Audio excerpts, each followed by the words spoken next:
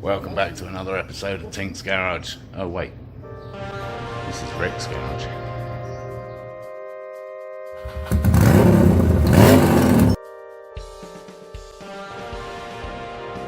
Welcome back to Tink Time. It's next week, and the Queen has just celebrated a Platinum Jubilee. What the hell is that about?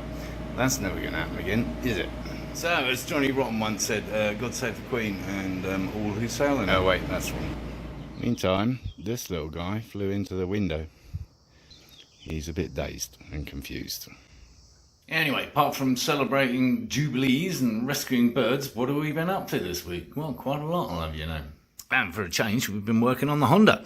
Yeah, we've got a new front end in there, new discs, calipers all refurbished and ready to go, and just kind of hooked up the brake line, see how that's going to work. Finished off our air scoopage on the race car front air dam. Zero progress on the Stratos, still waiting for the elusive PV7 belt. And zero progress on the bumper car. Taking the opportunity to clean the car. We had all kinds of oil leakage over the years, and it was all over the bottom of the car and all around the engine bay, so we cleaned that up. Well, we took the back off the bell housing off the back of the motor, and there's that all-important conversion piece there. Beautiful bit of engineering.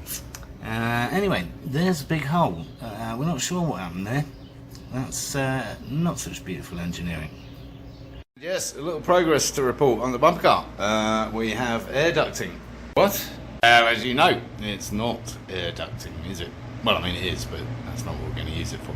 Now you get the idea. Yes, we've got ourselves a bumper for considerably less than $900 plus shipping. Well, it looks the part, even upside down.